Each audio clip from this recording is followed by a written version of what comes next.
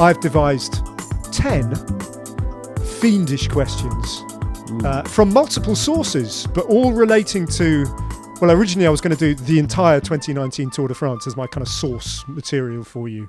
But then I realised that the copy of the speaker's book, that the only one that I can find... Do you remember last year? So this book, I'm holding it up to the Zoom camera, that you're very familiar with. Fond memories. Do you remember last year they gave us 2 volumes of it, like the first half of the race and then the second half of the race arrived separately. Yes. I've lost the first half of the race one. So we begin on stage 11. Nice.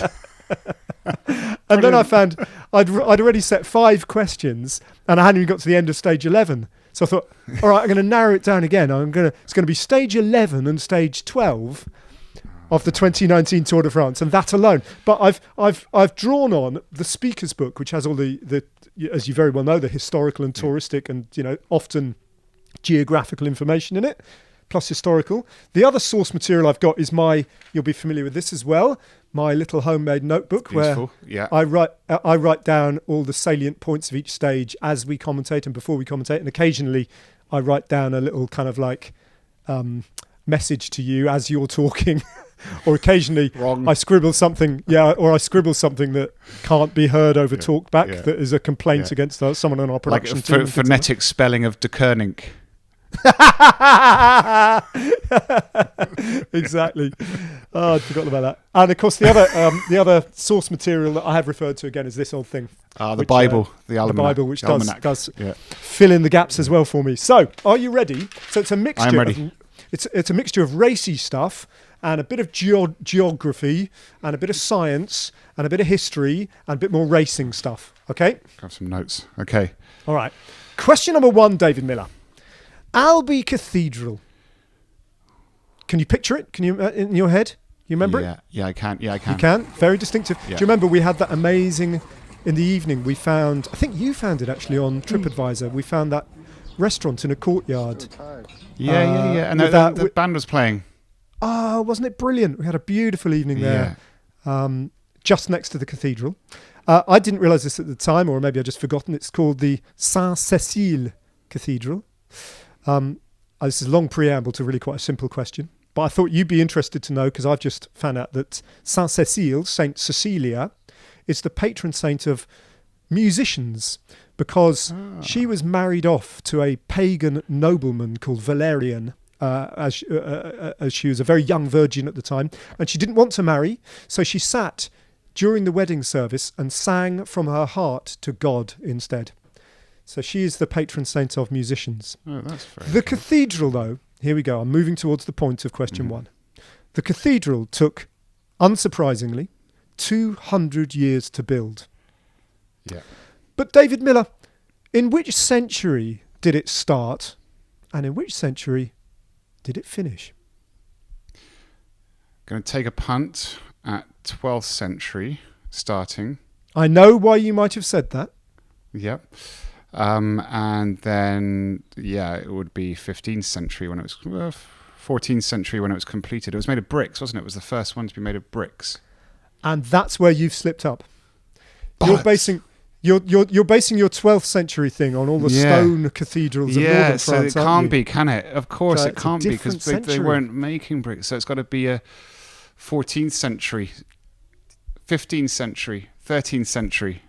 13th to 15th century, David. 13th century. There you go. Close. I And it was done after the Cathar.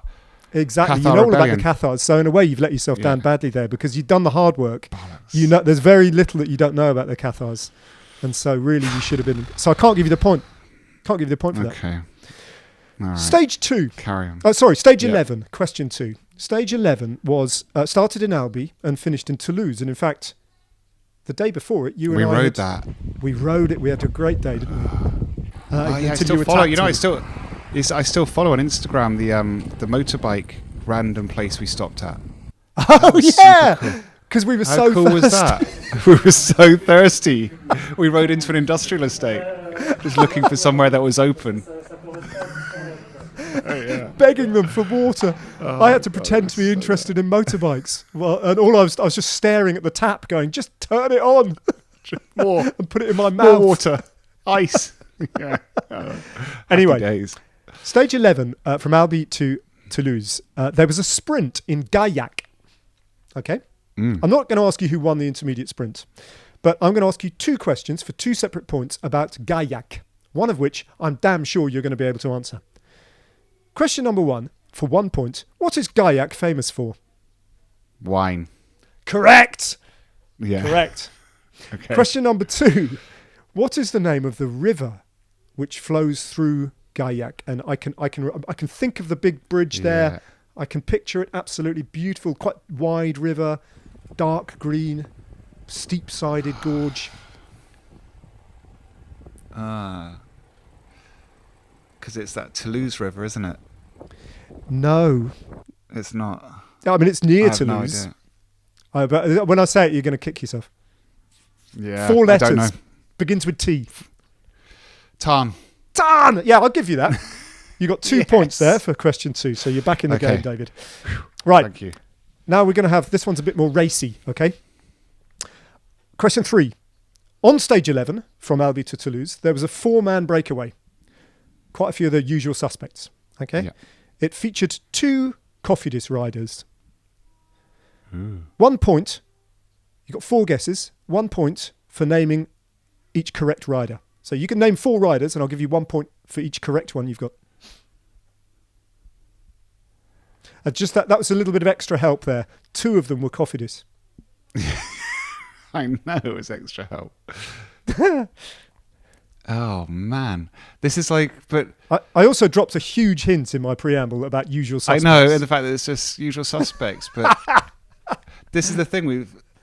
The moment the race is finished, it's really hard to remember. It's so hard. But I've always quite admired your ability to... You've got a very good memory, and mine is shot to pieces, and I need to write it down or put it in a database or in the road book, otherwise it's gone. Whereas you're always quite good when we're commentating. You know, when we get to stage 13, 14, you can kind of remember who won stage 3, and I can't. So this is why I've got quite high hopes for you here. I know, but that's normally because I can connect it. It's like kind of, but this is like a shot in the dark. Obviously, I'm going to know the moment you say it, but Yeah. I'm completely in the dark. Well, okay. How bad's Usual that? suspects, Tour de France, breakaway. Yeah, but even now, right now, I'm just kind of Jens Vogt. Oh my God. I can't give you a bigger hint than that. No, I mean, know. who gets in breakaways at the Tour de France and quite often wins?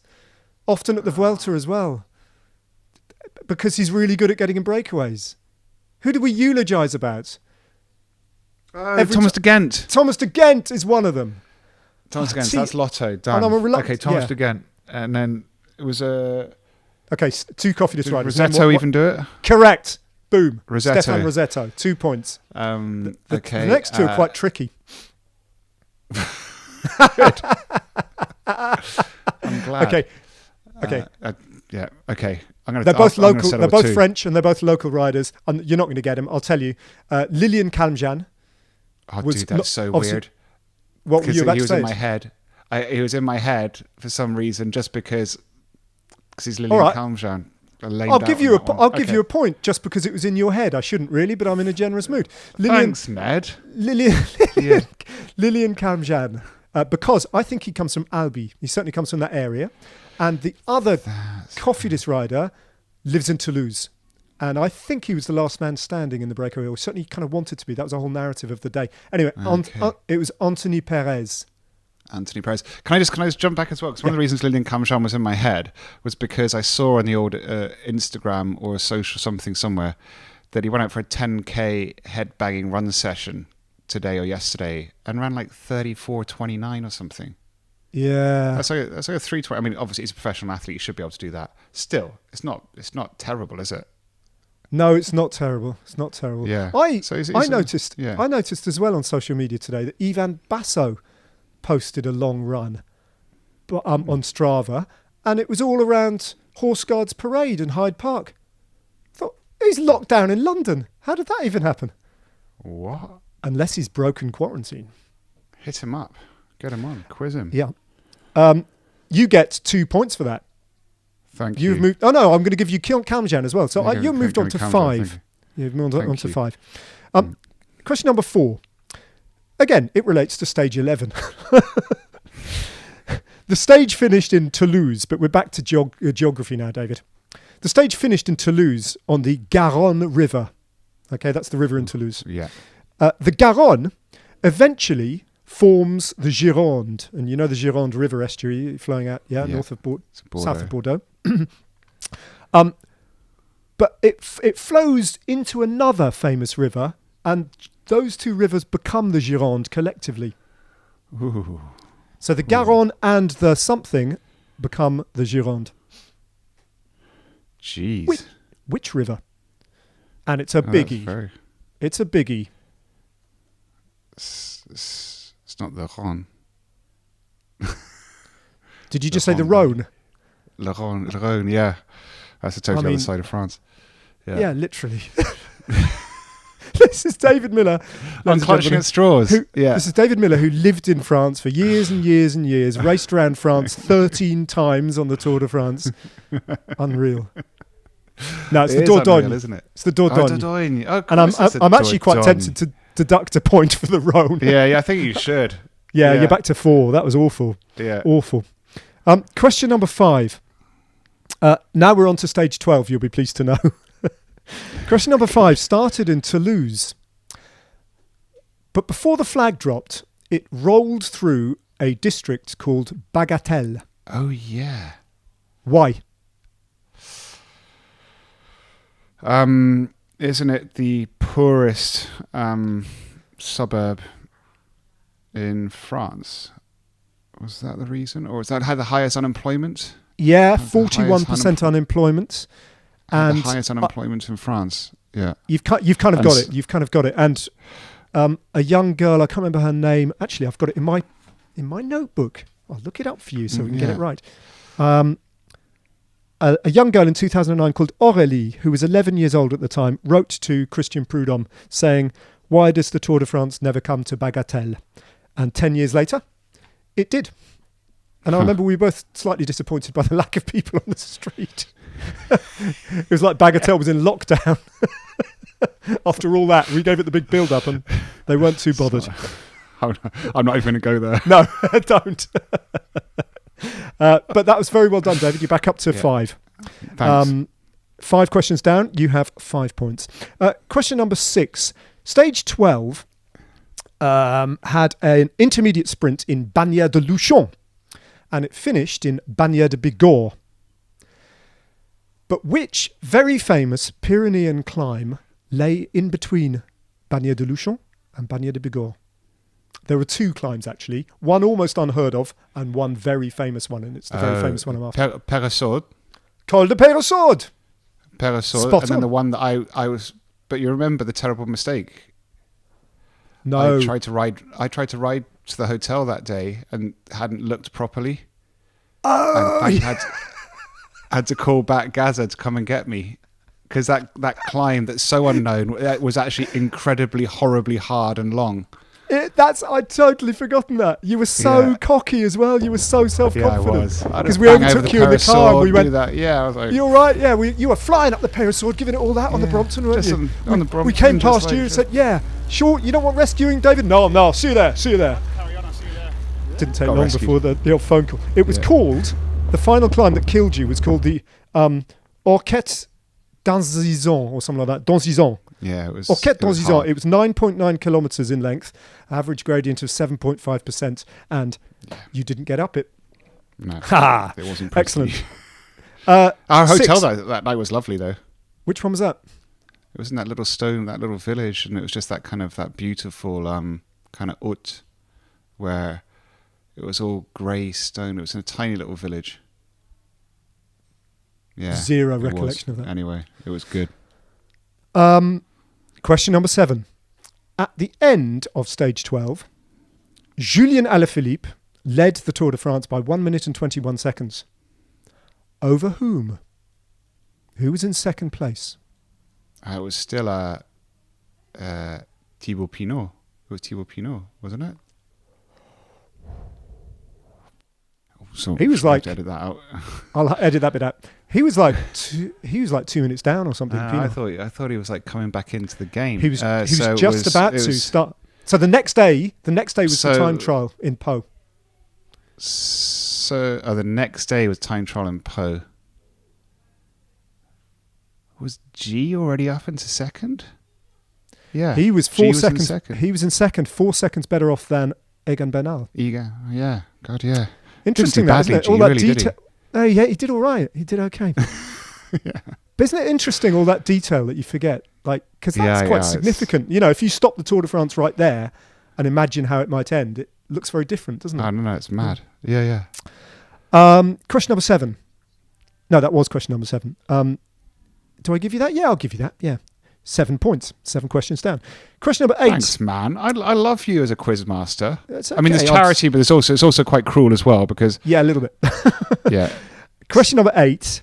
On stage 12, one Italian rider abandoned and one Italian rider later complained that he had stomach problems. Which were those 2 Italian riders? And here's a clue. They both begin with the same letter. Do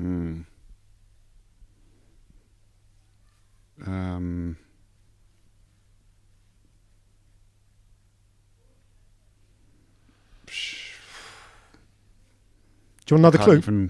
Yeah. One is a climby GC type, and the other is a sprinter. Okay. So, and the sprinter abandoned.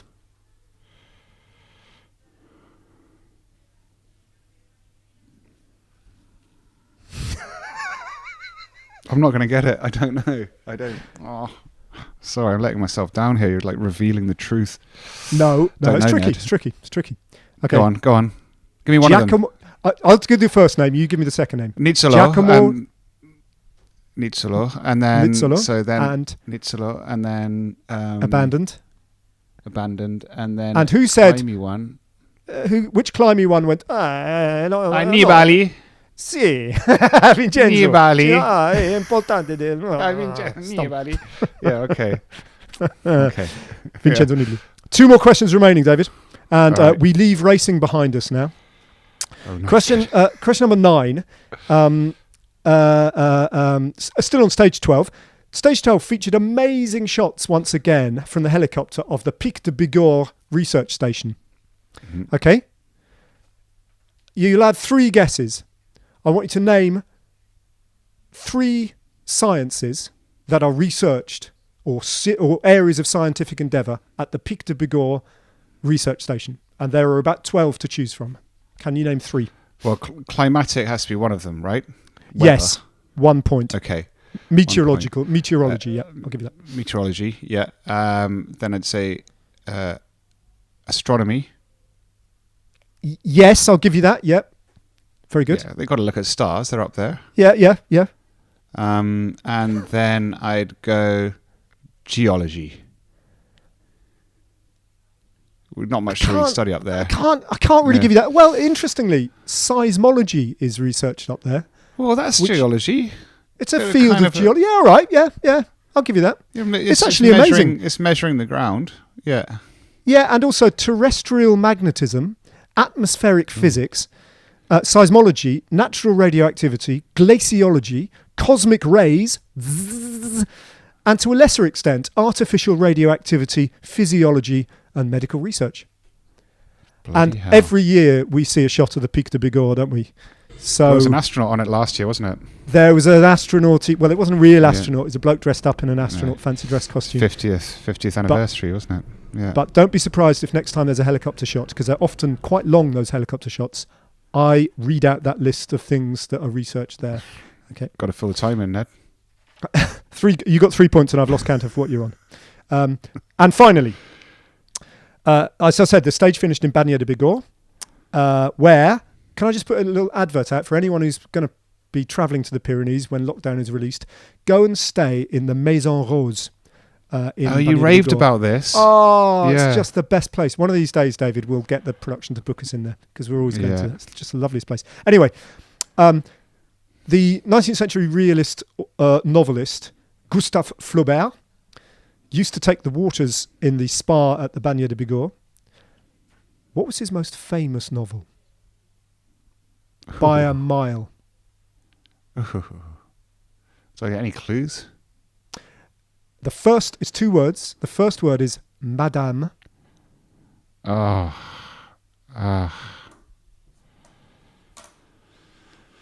And it's the tale of I can't remember where it's set, somewhere up in northern France, somewhere like Rennes or somewhere like that in Brittany. Yeah. And it's the tale of a young society woman who is married off to this merchant with loads of money, a bit older than her, who's just incredibly dull, and she starts to sort of wither inside and gets stifled by his bourgeois limitations.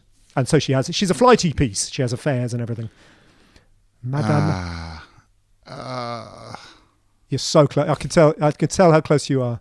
Well, it's one of those ones where I kind of... Yeah, I don't know. Madame Calme-Jeanne? No. No, I don't have. I don't have it this time.